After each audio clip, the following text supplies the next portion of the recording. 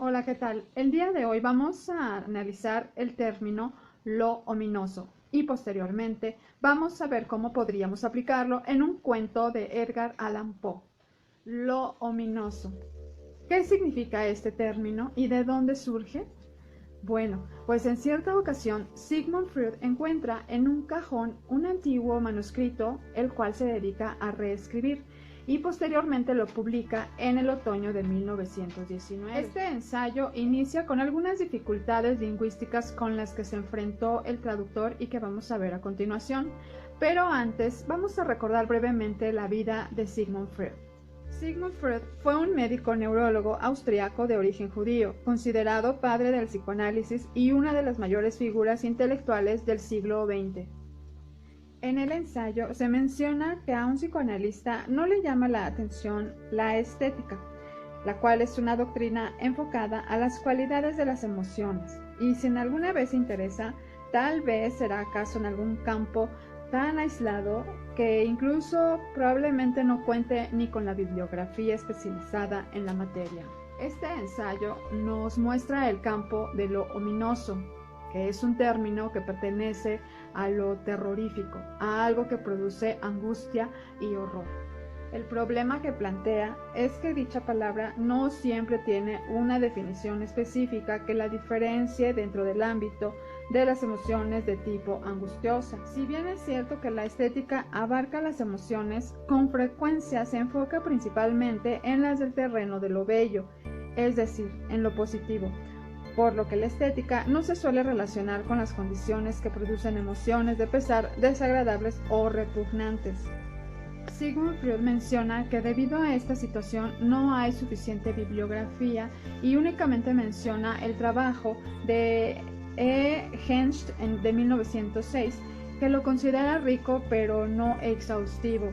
Además de que también menciona que como terminaba la Primera Guerra Mundial, era complicado examinar a fondo la bibliografía para este pequeño ensayo. Algo que complica también el estudio de este término de lo ominoso es que se manifiesta en diferentes grados de sensibilidad en las personas. Al reunir casos singulares y al mismo tiempo corroborándolo con el uso idiomático, se podría deducir que lo ominoso es aquella variedad o matiz de lo terrorífico que se remonta a lo consabido de antiguo, a lo familiar desde hace tiempo. Pero la pregunta que surge es, ¿en qué condiciones algo que es familiar resulta ominoso, es decir, terrorífico? ¿Miedo a lo desconocido? A ver, en este ensayo, según lo que no es familiar ni conocido resulta en terrorífico, pero no se aplica en todos los casos. Únicamente sucede cuando lo nuevo tiene las condiciones que lo conviertan en ominoso. Bueno, y aquí va otra. Para Hengst, la falta de orientación o la incertidumbre intelectual provocan el sentimiento de lo ominoso.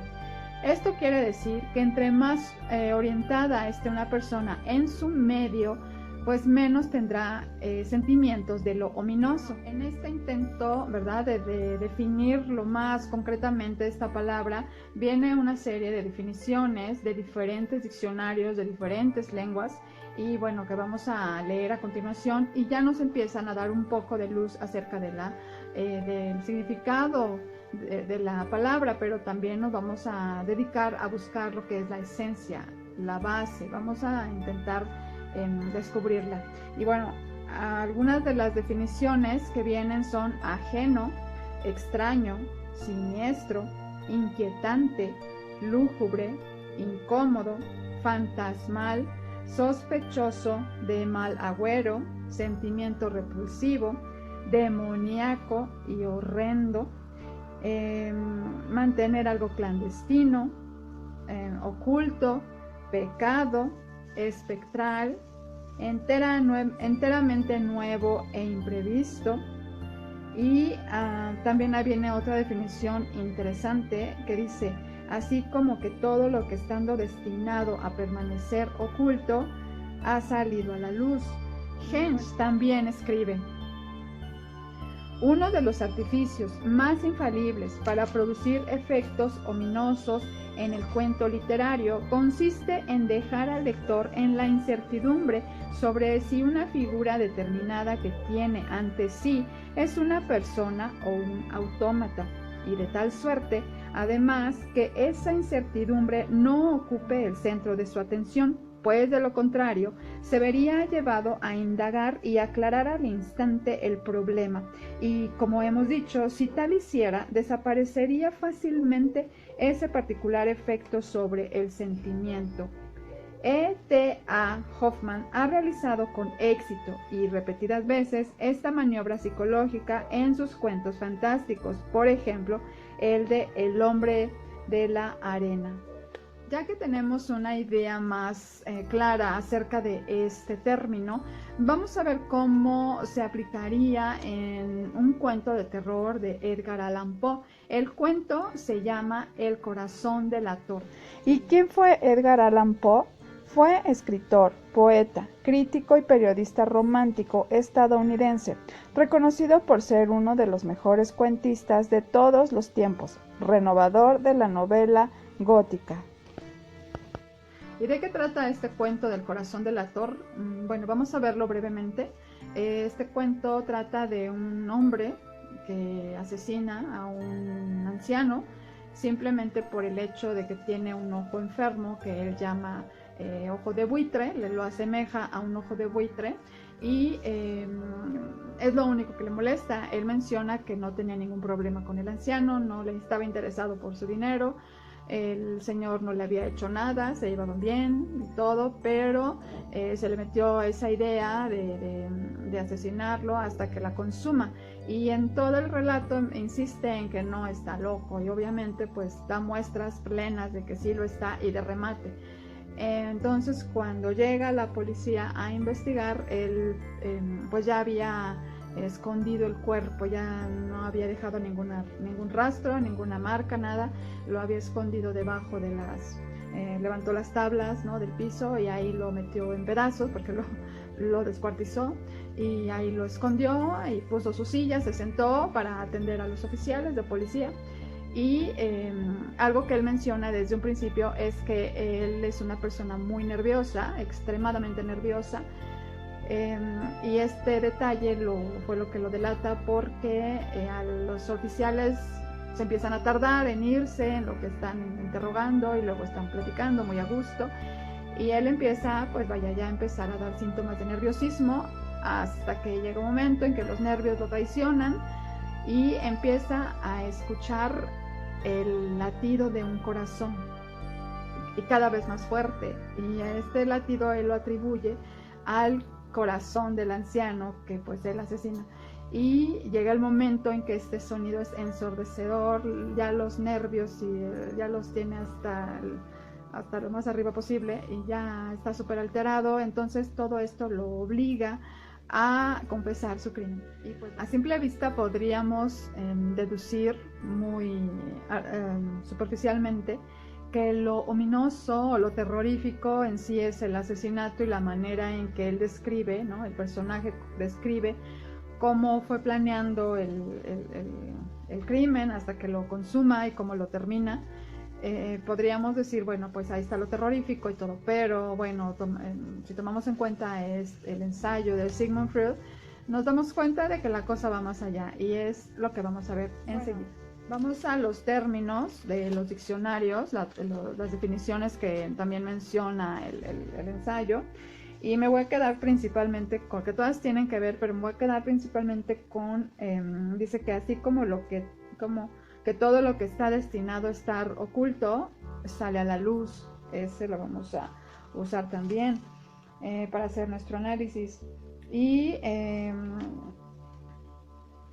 menciona también Hensch el asunto de que Hoffmann ha realizado con éxito este tipo de narrativas, ¿no?, en las que deja en suspenso al lector y pues se tiene como que no tan fácil puedas descifrar, ¿no?, el cuento, porque si no terminaría rápidamente el sentimiento de lo ominoso. Y mencionan como ejemplo El hombre de la arena. Rápidamente, así para no distraernos, el hombre de la arena trata de, pues bueno, que una mamá al final de cuentas les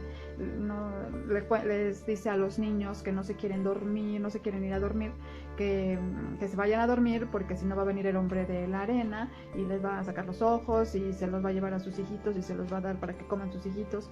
Y entonces esto genera en los niños un susto, un miedo, ¿no? Un miedo obviamente a lo desconocido, porque pues no conocen al famoso hombre de arena, pero como pues no, sabemos que Sigmund Freud es el padre del psicoanálisis, se refiere a que este temor, este miedo que la madre infunde a los niños queda en el subconsciente.